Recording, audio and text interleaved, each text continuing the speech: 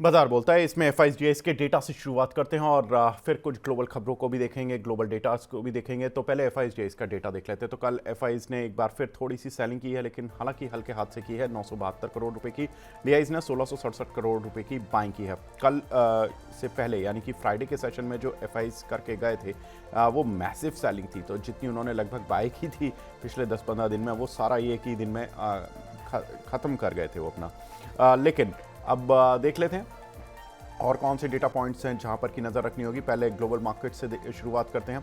कल देखिए Dow Jones तो बंद था, तो ये तो परसों की रीडिंग है, तो इसका कोई महत्व नहीं है। शंघाई और हैंसेंग आज बंद है, तो यहाँ पर कोई खास आपको मिलेगा नहीं डेटा। निकाई और कोस्पी जरूर खुले हुए हैं, यहाँ पर करीब चौथाई से आधा % की गिरावट देखने के लिए मिल रही है। एक बार देख लेते हैं आज के शेयर जो कि चले हुए हैं, आउट परफॉर्म कर रहे हैं मार्केट्स को। तो आउट परफॉर्मिंग शेयर्स में ईज माई ट्रिप अगेन आज 12% ऊपर है। कल भी इस काउंटर पर करीब 20% को उछाल देखने के लिए मिला था।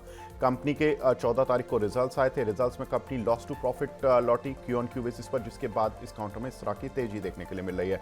प्राज इंडस्ट्रीज यहाँ पर करीब 8% का उछाल, गैलेक्सी में करीब 8%, टेक्स रेल में करीब 8% और न्यूटन सॉफ्टवेयर में करीब 7% का उछाल देखने के लिए मिल रहा है। एक बार देख लेते हैं कौन से काउंटर हैं जो कि आज टॉप लूजर्स हैं और या गिर रहे हैं। तो फर्स्ट क्राई करीब 3% नीचे, Swiggy, GMDC, Eternal, Anup engineering, इन सभी में करीब 3-3% की गिरावट देखने के लिए मिल रही है। देखिए आज कल प्रेसिडेंट डे के चक्कर में अमेरिकन मार्केट बंद था और आज चीन और हांगकांग के बाजार लूनार फेस्टिवल के चलते बंद हो गए हैं। समीर सर, अक्सर ये देखा गया है कि जब भी लूनार फेस्टिवल आता है उससे पहले थोड़ी सी मेटल सॉफ्ट हो जाती है और जैसे ही वो लूनार फेस्टिवल ख़त्म होने वाला होता है या ख़त्म हो जाता है तो चाइना दोबारा से मेटल पर फोकस करता है, अपनी प्रोडक्शन एक्टिविटीज़ बढ़ाता है। आपको क्या लगता है सर, मेटल प्राइसेस इस बार भी लूनार फेस्टिवल्स ड्रिवन है या ऑलरेडी उनका काम हो चुका है? तो कमोडिटीज जो आप बात कर रहे हैं, यस थोड़ा सा इम्पैक्ट आ सकता है because of these festivities, but क्या आप अपना ट्रेड या इन्वेस्टमेंट उस बेसिस पे फैक्टर करेंगे, वो मेरा एडवाइस नहीं है। अभी हम्म। आपने पूछा कि मेरा व्यू मेटल्स पे क्या है। हम्म। आई विल नॉट से कि लूनर फेस्टिवल के लिए मेरा व्यू बनता है। हम्म। मेरा जो कमोडिटीज पे व्यू है हम्म। कि कमोडिटीज में एक्चुअली काफी रैली आ चुकी है। हम्म। अगर आप देखें एल्यूमिनियम, कॉपर, स्टील प्राइसेस भी थोड़े से बढ़े हुए हैं।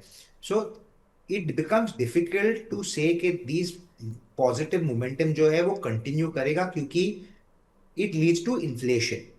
दूसरा, इतना इंटरनेशनल डिमांड नहीं बढ़ा हुआ है विच जस्टिफाइज कि दीज प्राइसेस नीड टू। सब लोग का एक्सपेक्टेशन है या होप है या थॉट प्रोसेस है कि कॉपर में बहुत डिमांड आएगा, क्योंकि इतना डेटा सेंटर्स लगेंगे तो उनके लिए वायरिंग रिक्वायरमेंट रहेगी, तो कॉपर का डिमांड बढ़ेगा। सिल्वर क्यों इतना बढ़ा हुआ है कि इंडस्ट्रियल यूसेज में, जहाँ पे इलेक्ट्रिक व्हीकल्स या फिर पावर सेक्टर में, ये सब स्पेसेस में उनकी डिमांड बढ़ेगी। बट आई थिंक ये थोड़ा सा ओवर हाइप हो चुका है। Commodities have run up too much in the short term. थोड़ा सा क्या होता है ना, जब भी ऐसा मोमेंटम आता है तो सब सट्टेबाज भी घुस जाते हैं इसमें to catch in on the momentum, to play the rallies. And then when it settles down, I am sorry, जब सेटल डाउन होता है और एक्चुअल डिमांड वापस देखने लगते हैं, not this speculative demand, then I think more rationality will come and prices मेरे हिसाब से थोड़े कूल ऑफ होंगे। So am I bullish on the metal sector? नहीं। कमोडिटी सेक्टर नहीं, I am not bullish on silver, I am not very bullish on copper. और रही बात गोल्ड और सिल्वर की, for me gold is just a storage mechanism, तो I have never been some very in favor of it, but returns fantastic आए हुए हैं, so I cannot deny that. Silver में I don't think उतना growth आने वाला है usage में। Industrial usage is only about 40% of the total, बाकी का सब इन्वेस्टमेंट डिमांड है। So am I saying that these prices will continue to go up? मेरे हिसाब से तो नहीं।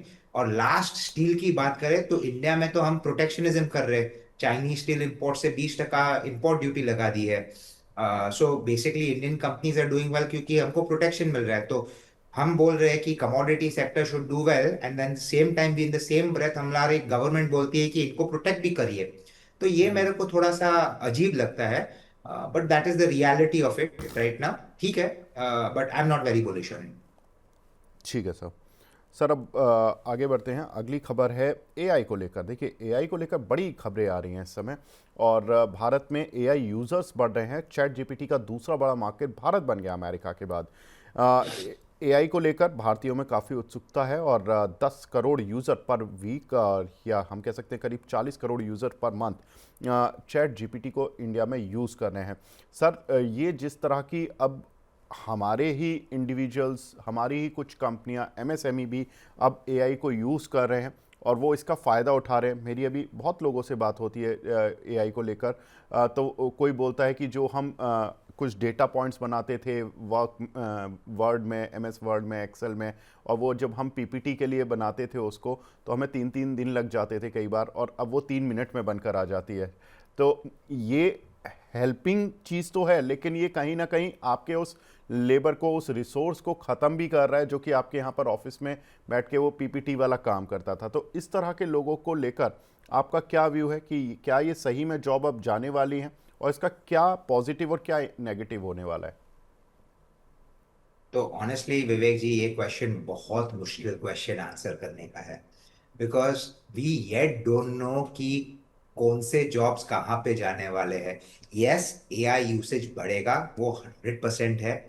आपने जो राइटफुली कहा कि जो 3 दिन कभी कभार लगते थे, वो अभी 3 घंटे में या 3 मिनट में भी, 3 मिनट तो मैंने देखा नहीं है, पर 3 घंटे में आप कर सकते हो।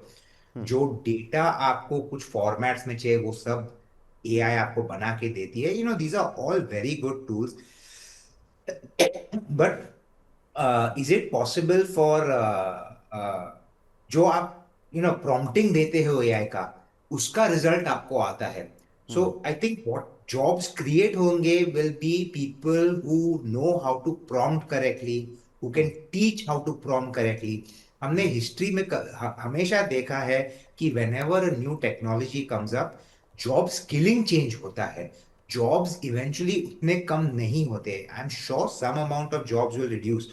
अभी आपने कहा कि जो पीपीटी बनाता है, yes, I am not denying the fact कि जो पीपीटी बनाता है वो अभी अगर चैट जीपीटी बनाए या कोई भी और सॉफ्टवेयर बना, पर जो उसका फॉर्मेटिंग करना है वो तो, उसके लिए तो बंदा तो चाहिए ही। जो प्रॉम्प्टिंग करता है उसके लिए बंदा तो चाहिए। So is it necessary that you get the job loss, और इज इट दैट एफिशिएंसी बढ़ जाता है, यानी कि what work used to take maybe 5 days to do can get done in 2 days, so you can do a lot more work, efficiencies improve हो सकती है। तो I am, like I said, very difficult to say ये time पे कि कितने job losses होंगे।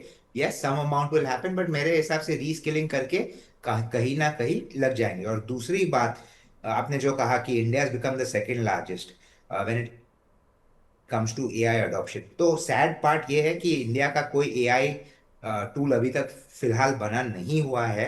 And India is a 1.4 billion population. तो इवेंचुअली अगर हम कोई भी टूल यूज करेंगे, क्योंकि China is also using AI, but they use their own AI tool, DeepSeek, और जो चाइना में बने हुए, they don't use OpenAI. तो क्या होता है कि इंडिया विल ऑलवेज लुक के we are the second largest, growing the fastest, क्योंकि हमारा पॉपुलेशन उतना बड़ा है। आई don't think we should look at that too negatively कि हम इतना एआई अडॉप्ट कर रहे हैं।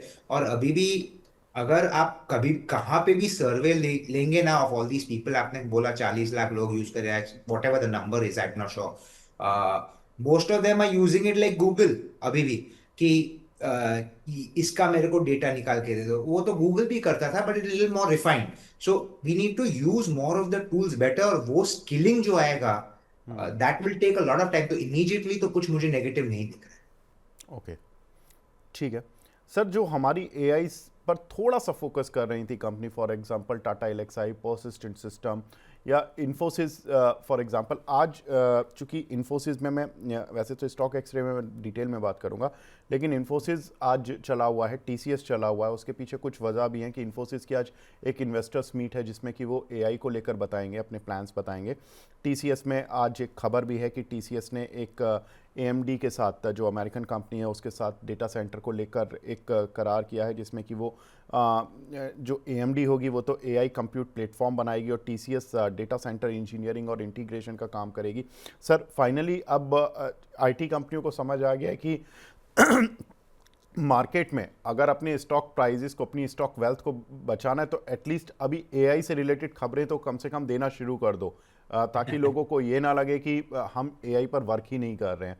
तो ऐसे में ये जो सेंटीमेंट नेगेटिव हुआ था, क्या आपको लगता है कि ये हमारी आईटी कंपनियां जो एआई पर एग्रेसिवली अब काम करने का शायद दिखावा कर रही हैं या एक्चुअल में कर रही हैं, उनमें सेंटीमेंट सुधर जाएगा?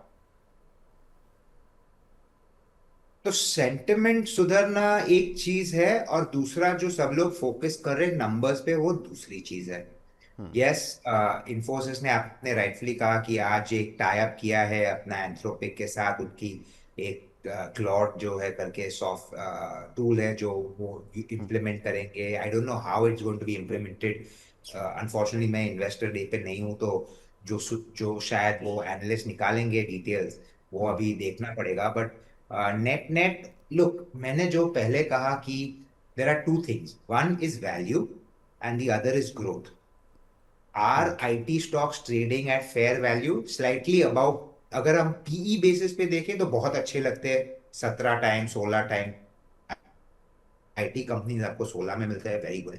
बट एक और फैक्टर रहती है कॉल्ड पीईजी, और जो हम हमेशा आपके साथ बात करते थे कि बिल्कुल। 20 to 25 टाइम्स अर्निंग्स जब आती थी, आई मीन पीई मल्टीपल आते थे, तो अर्निंग्स वर 12 13 14 15%, राइट? तो पीईजी रहता था 1.5 1.7 अप टू मैक्सिमम 2। अभी हम अगर बोले कि growth rate is going to come down to 6%, which has been the last 1 year, which is why, अगर आप I am sure you may know, but हम काफी टाइम से आईटी पे नेगेटिव रहे हैं and we been saying to avoid the sector, is because 6% growth पे अगर आप 22 टाइम्स पे ट्रेड करते थे, तो you are trading at a PEG of 3, which is one standard deviation about the average PEG multiple. तो अभी जब 16 पे आए हुए हैं, so now the PEG is again come back to a more rational 2।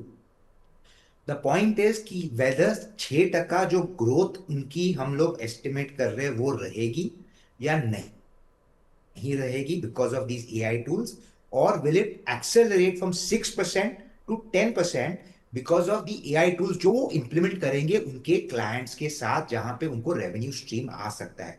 So this factor, अगर जिसको भी ये फैक्टर पहले मालूम हो जाए, या whoever can assess this correctly can take a call whether the stock will of Infosys or TCS can go down by 10% or go up by 10%, because that will determine कि PEG ratio का क्या रह सकती है। And at the moment वो clarity I don't think Infosys के MD के पास भी है कि उनका क्या बेनिफिट आ सकता है, कितना बेनिफिट आ सकता है। तो टू ट्राई टू प्रिडिक्ट, वो एक पूरा गेसवर्क रहेगा। हम लोग मार्केट में एस्टिमेट्स निकालते हैं, गेस नहीं। तो एस्टिमेशन ये टाइम पे फिलहाल थोड़ा डिफिकल्ट रहेगा। So that is why I am saying कि अभी भी लल रहेगा आईटी सेक्टर में, even though positive news flow आ रहा है कि हम एआई टूल्स के साथ सेटअप कर रहे हैं, टाई अप कर रहे हैं, ये कर रहे हैं। बट टिल वी नो कि एक्चुअल रेवेन्यू जनरेशन क्या होगा, I think the story is not going to change, and that positivity नहीं आने वाला है ऑन द आईटी काउंटर्स। बिल्कुल। आज इन्फोसिस ने एंथ्रोपिक के साथ ही स्ट्रेटेजिक कोलैबोरेशन कर लिया। मतलब ये वही वाली बात हो गई कि सब 15 दिन पहले जिस कंपनी ने आपको परेशान किया था, आप उसी के साथ जाकर टाई अप कर ले। So it's a sentimental boost trigger. और मतलब आप बिल्कुल जो एक डेविल बना था इंडियन मार्केट के लिए, और वही आपने उसी के साथ हाथ मिला लिया। खैर, इंटरेस्टिंग होगा अब इसमें कितना फ़ायदा इन्फोसिस को होगा, जैसा आपने कहा। और ये चीज़ आज की डेट में इन्फोसिस के एमडी भी नहीं बता सकते, और अगर वो बता सकेंगे आज तो शायद इन्वेस्टर्स को कुछ राहत भी मिल जाएगी, क्योंकि आज इन्वेस्टर मीट भी है। बिल्कुल तो बिल्कुल। आज बहुत इंपॉर्टेंट डे है आज आईटी के लिए, और उसमें देखना बड़ा इंटरेस्टिंग होगा। सर, लेकिन ब्रिटेन अलग ही कुछ कर रहा है। ब्रिटेन कह रहा है कि एआई का इस्तेमाल जो बच्चे कर रहे हैं वो थोड़ा गलत तरीके से कर रहे हैं, और जो इलीगल कंटेंट है वो बहुत ज़्यादा बढ़ता जा रहा है, जिसके रोकने के लिए हमें कदम उठाने पड़ेंगे। और वहाँ पर तो ये भी बात हो रही है कि 16 साल तक के बच्चों के लिए सोशल मीडिया पर भी बैन लगाया जा सकता है। ऐसा ऑस्ट्रेलिया पहले कर भी चुका है। सर, क्या लगता है ये जो चीज़ें बढ़ रही हैं, ये एक्चुअली ठीक है, पॉजिटिव इम्पैक्ट तो इनके देखने के लिए अभी पूरी दुनिया वेट ही कर रही है, और जो इसको इम्प्लीमेंट करते जा रहे हैं उनको एफिशिएंसी के लेवल पर फ़ायदा भी मिल रहा है। लेकिन इनके जो नेगेटिव इम्पैक्ट हैं, फॉर एग्जांपल कि एआई के जरिए तस्वीर किसी की लगा देना और कुछ भी उसके बारे में बातें कर देना, कुछ भी आजकल इंस्टाग्राम वगैरह पर हर जगह पर इस तरह की चीज़ें चल रही हैं, ये कितना घातक होगा सर? सो इमोशनल घातक तो बहुत हो सकता है। आपने राइटफुली कहा कि जो इमेजेस लगा देते हैं, किसी का चेहरा किस पे ब्लैकमेल करते हैं, these are all very negative things. See, हर चीज जो बनती है उसके पॉजिटिव्स और नेगेटिव्स हो सकते हैं।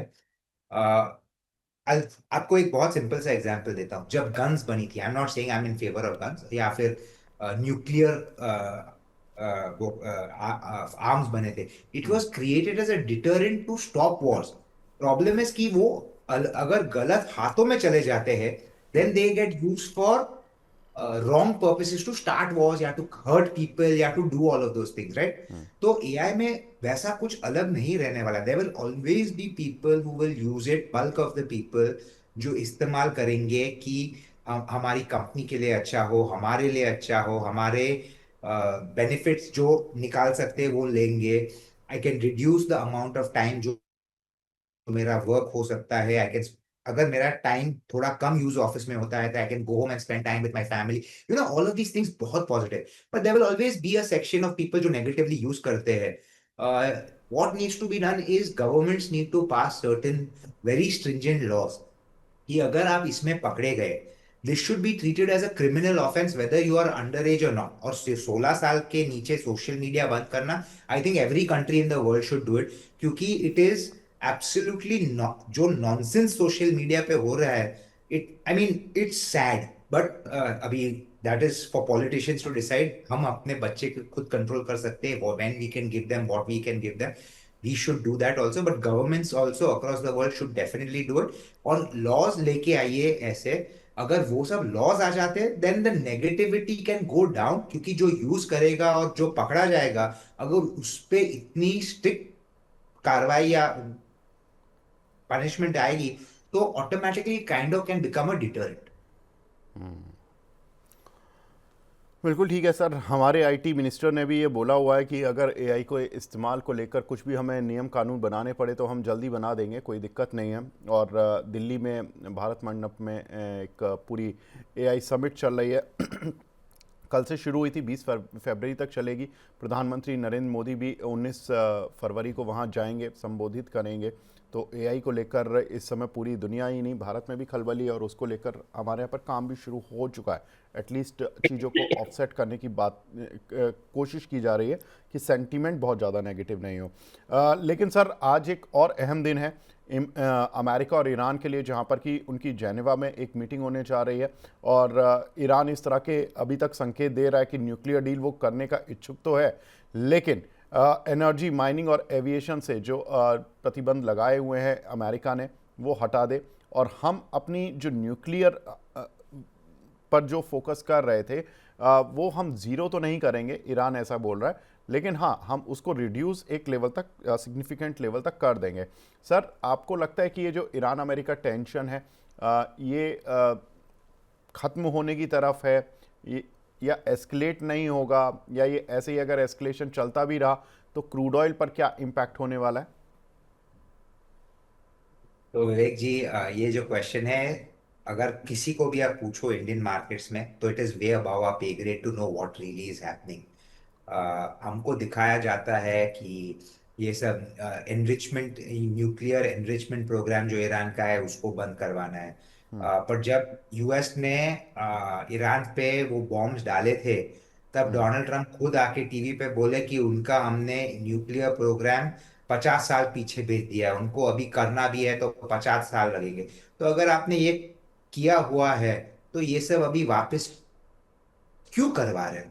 You understand what I'm trying to say? So exactly. what actually gets discussed in the media and what actually could have be the reason for doing all of these things, वो हमें शायद पता नहीं रहेगा। रही बात मेरी एक्सपेक्टेशन की,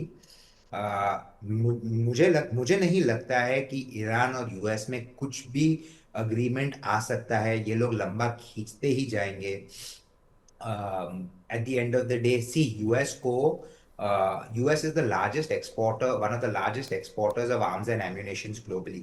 अगर वॉर का माहौल रहे कि ये पॉसिबिलिटी ऑफ वॉर है या यहाँ पे टेंशन है, यहाँ पे टेंशन है, तो डिफेंस स्पेंड्स कंट्रीज अपनी ऊपर रखेगी, and which means countries like US who are big exporters of all of this, उनको बेनिफिट रहेगी। तो may be the agenda is something completely different जो हमें समझ में नहीं आता है, to be very frank. But to assume कि आयतोला जो ईरान के है वो यूएस डोनाल्ड ट्रम्प से के को झुक के बोलेगा कि नहीं हम आपके सारे टर्म्स एंड कंडीशंस मानने वाले, वो ज्यादा अनलाइकली है। US is working on a regime change in Iran. उनको बहुत ये करंट रेजीम जो उनके साथ फ्रेंडली नहीं है निकालनी है। It's not going to be the easiest task मेरे हिसाब से। This has no choice but to escalate.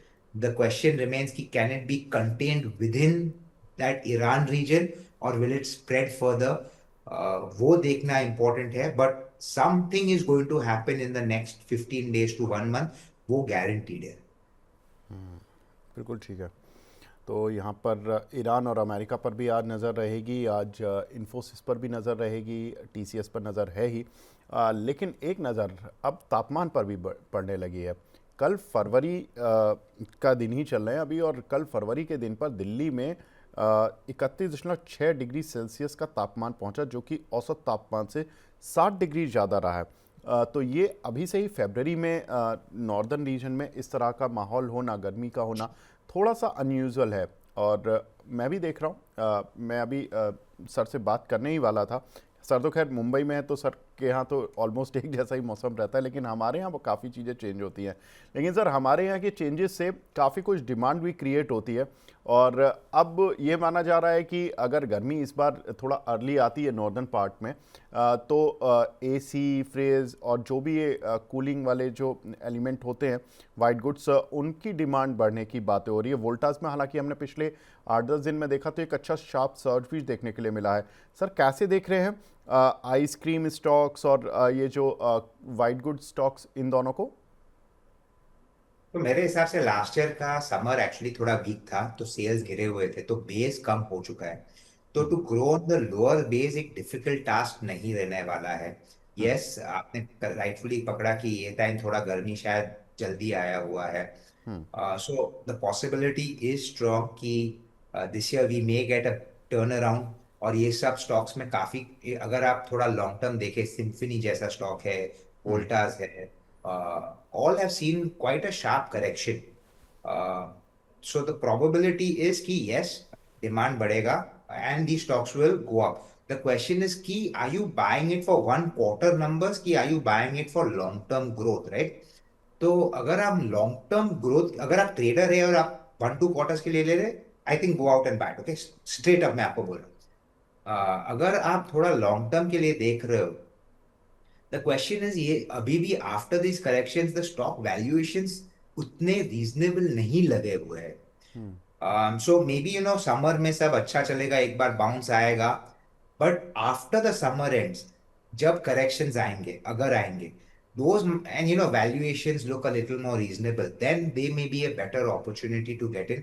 क्योंकि अभी भी हम बोल सकते हैं कि एसी सेल्स या फिर फ्रिज सेल्स या फिर जो भी ये कूलिंग एयर कूलर्स, उनकी सेल्स अभी भी बहुत बहुत कम है compare to the kind of demand that can be generated from the kind of population जो इंडिया में है। तो लॉन्ग टर्म के लिए करेक्शंस पे बाय करिए। ट्रेडिंग करना है तो हाँ, ले लीजिए। मेरे हिसाब से ये टाइम समर गर्मी रहेगी, और लास्ट ईयर के नंबर्स बहुत वीक थे, तो नेक्स्ट क्वार्टर मार्च और जून के क्वार्टर्स मेरे हिसाब से तो अच्छे ही आएंगे। तो सर कौन सा स्टॉक इन पर्टिकुलर आप लेना चाहेंगे इन लेवल्स पर? मैं आपको एक सिम्फनी बोलूं, वो मुझे एक अच्छा सा लग रहा है। ओके। फिर आपको अगर कोई स्पेसिफिक ब्रांड पे प्ले नहीं करना है, and you want to play counters जहां कुछ ऑल इलेक्ट्रॉनिक्स कैन सेल, तो एक लिस्टेड प्ले है इलेक्ट्रॉनिक मार्ट इंडिया लिमिटेड। उनका साउथ का प्रेजेंस ऑफ कोर्स ज्यादा है, पर नॉर्थ में भी प्रेजेंस है, and they sell all ACs at उनका क्या है कि क्रोमा जैसा होता है ना, उनका एक बजाज स्टोर्स करके है। वो अगर वहां पे इलेक्ट्रॉनिक्स के सेल्स बढ़ने लग गए, एसएसएसजी होना शुरू हो जाता है इन अ स्ट्रॉन्ग वे, वो एक स्टॉक है जो आप ले सकते हैं। क्योंकि देन ये स्टॉक 180 या 190 I think life time high था, और अभी कुछ नॉट श्योर 100 रुपीज के आजू बाजू कुछ है। हाँ, आपके स्क्रीन पे 103 का भाव है। तो I think this is the stock that would probably move to 140, and you don't take a call on, आप कॉल नहीं लेते कि कौन सा एसी बिकेगा और एनी ऑफ दैट। सेकंड, आप प्ले कर सकते हैं something like a PG Electroplast जो एसीज बनाती है, they make for multiple companies. तो अगर वो सेल्स बढ़ते हैं तो पीजी इलेक्ट्रोप्लास्ट के भी सेल्स बढ़ने लग जाएंगे ना। पीजी इलेक्ट्रोप्लास्ट में एक प्रॉब्लम आया था लास्ट ईयर की, दे डिड दैट क्यूआईपी, उसके बाद उनके ग्रोथ नंबर्स उन्होंने डाउन किए, तो नेगेटिव थोड़ा आ गया था स्टॉक पे। बट अगर सेल्स बढ़ने लग गए and they can probably push their guidance up, मेरे हिसाब से ये एक, ऑफ कोर्स वैल्यूएशन रिच है इस पे, but I think this is a stock that can probably move up over the next maybe 2 quarters, 3 quarters. ठीक है, तो पीजी इलेक्ट्रोप्लास्ट यहाँ पर आप नज़र रख सकते हैं। आप को सिम्फनी सर ने बताया, सिम्फनी में मूव भी देखने के लिए मिला। सर मैं 1 मिनट का टाइम और लूँगा। ये जो आइसक्रीम स्टॉक है इसमें क्वालिटी वॉल्स का लिस्ट हुआ एचयूएल से जो डिमर्ज होकर निकला था, इन पे कोई आपका take? No take, honestly, Vivek ji, I have not studied this company. Ice cream market इतना competitive है, इतने प्लेयर्स है। I mean quality walls is a name that is well known, but very competitive, लो। इसमें how do I put it, margin expansion थोड़ा मुश्किल लग रहा है when you have people like Amul जिसका डिस्ट्रीब्यूशन रीच इतना स्ट्रांग है, expanding more and more aggressively in the ice cream market. मेरे हिसाब से आई am not very very bullish, and that is why अगर आप देखें तो लिस्टिंग भी क्वालिटी वॉल्स की जो हुई वो happened way below the price that everyone expected. But थोड़ा स्टडी करना पड़ेगा, बट एट द मोमेंट मैंने ऑनेस्टली स्टडी नहीं किया, but it's a very competitive market. ठीक है sir. So it's a very competitive market. Sir अभी मैं लास्ट क्वेश्चन पूछ रहा हूँ आपके रडार पर, क्योंकि ट्रेड डील हो गई, एआई आ गया, एफआईज लौटे थे, फिर मतलब दोबारा से 2 दिन में उन्होंने इस तरह की सेलिंग कर दी कि अब ट्रस्ट करना थोड़ा मुश्किल हो रहा है। इस सिचुएशन में आपने कहाँ पर पैसा डाला हुआ है? अभी कहाँ पर आपने नया पैसा इन्फ्यूज़ किया है? तो नया पैसा तो आई मीन इन द सेंस जो नए स्टॉक्स आइडेंटिफिकेशन जो है जो हमने पहले ऑलरेडी कर दिए, we are continuing to add on to the stocks, right.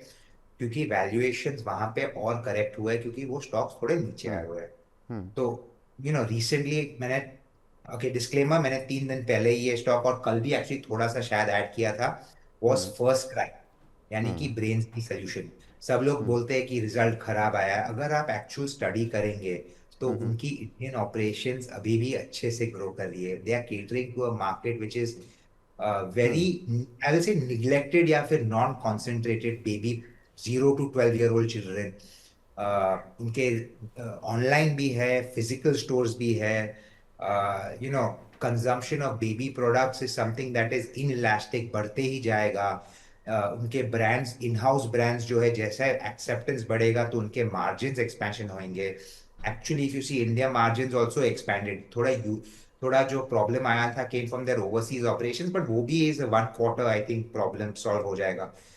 They have education centres जो बढ़ने वाले हैं, which are low capital requirement business model. तो मेरे हिसाब से ये एक स्टॉक हमने लिया हुआ है। फिर जो दूसरे स्टॉक्स है हम पॉजिटिव व्यू रखते हैं, सम्मान कैपिटल जो हाउसिंग फाइनेंस में है, we keep adding that.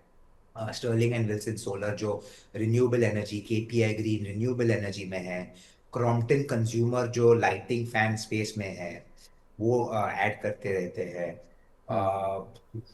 Which are the others we recently added?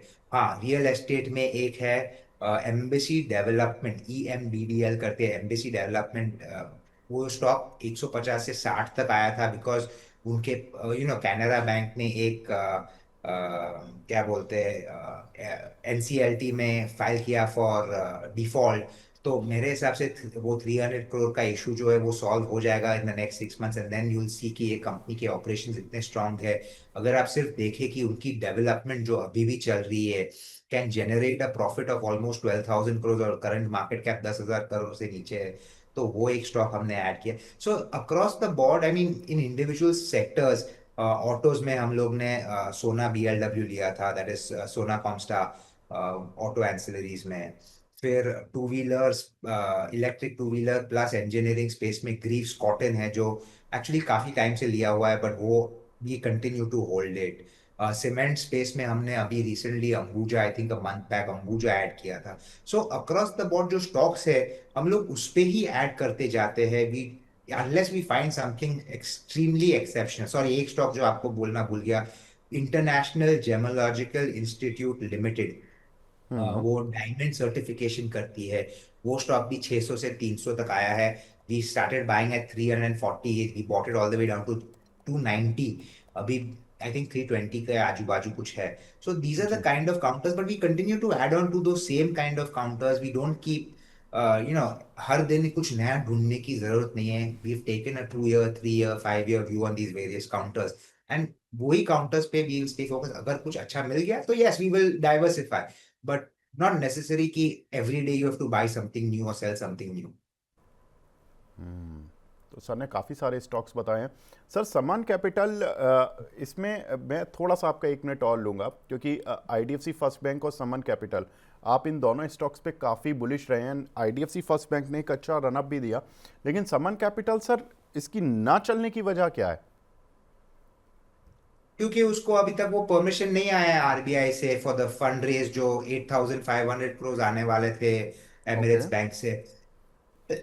जैसे वो क्लियरेंस आ जाएगा, स्टॉक विल बी एट 200. एंड फिर आप ग्रोथ स्टोरी देखिए, the kind of growth opportunity that lies ahead of it. मेरे हिसाब से over the next 3 to 5 years, I okay, please आप अपना खुद का रिसर्च की करिए, but I am saying over the next 3 to 5 years the stock can be anywhere between 350 to 500 rupees. आपको आज 150 में मिल रहा है, इसलिए ये बिन अक्यूमुलेटिंग है. And it will run up. और IDFC फर्स्ट बैंक हम अभी भी बहुत पॉजिटिव है, इंडसइंड बैंक हम बहुत पॉजिटिव है, बाय करके रखे हुए हैं. We just sitting on them, we are not taking any action. हम अभी ये रेट पे अभी बाय भी, we just sitting and watching the show. बिल्कुल ठीक है. ठीक है समीर सर, आप हमारे साथ जुड़े और आपने बहुत सारे स्टॉक्स आइडियाज़ दिए और बहुत सारी खबरों पर एनालिसिस दिया. Thank you so much for joining in sir again. Thank you. Thank you Vivek. Thank you.